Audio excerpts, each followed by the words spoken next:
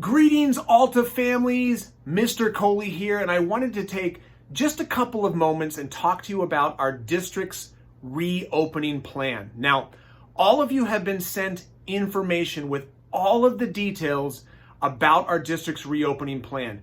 A plan that includes giving our families the choice of choosing to register their child in either A, the virtual model instruction, basically stay in the virtual model that we've already been in for this school year, or B, transitioning to a hybrid model of instruction, where students would spend part of their time here on campus and part of their time learning at home via asynchronous activities.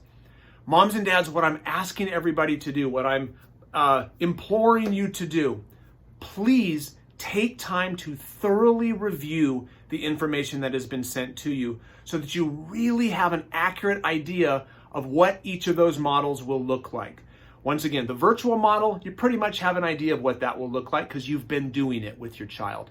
But the hybrid model, we want to make sure that everybody understands exactly what that's going to look like. Because we're hearing a lot of families, I know that they're hearing, oh, this is great, school's reopening, we get to send our kids back to school.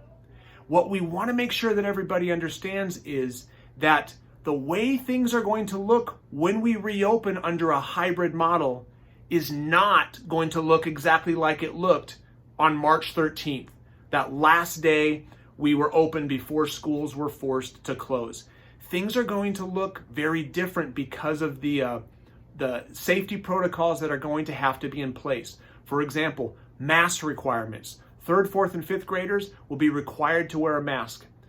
TK, K, 1st, and 2nd graders, it's going to be strongly recommended. There's going to be physical distancing things. The classrooms are going to look different. Recess and lunch, there will not be recess and lunch the way there used to be because of those physical distancing requirements and not having students intermingle with other classes. Students will be staying in their class the entire time that they're on campus. Once again, all of this information is detailed in the information that was sent home to you. And the purpose of this video is not to persuade you to choose this or to choose that or to dissuade you from choosing one or the other. We just want to make sure that parents, when you make your decision, that you're making it based on having an accurate and a thorough idea of exactly what it's going to look like.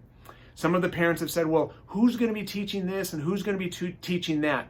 Moms and dads, here's the way it's going to work. Right now, we don't know how many virtual teachers we're going to need and how many hybrid teachers we're going to need.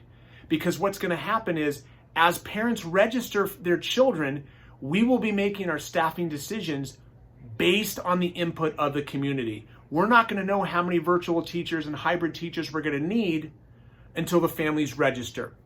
And it's very important that everyone understands that this is a commitment for the rest of the school year. The reason for that is because we're making staffing decisions based on what the families are telling us they want. We're not going to be able to have, if the next week a parent says, I changed my mind, I want to switch to the other model.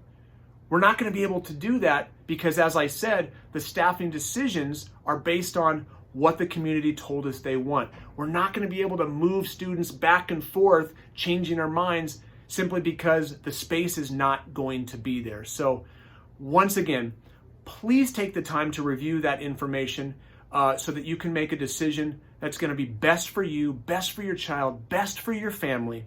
But we want you to make that decision based on having all of the facts.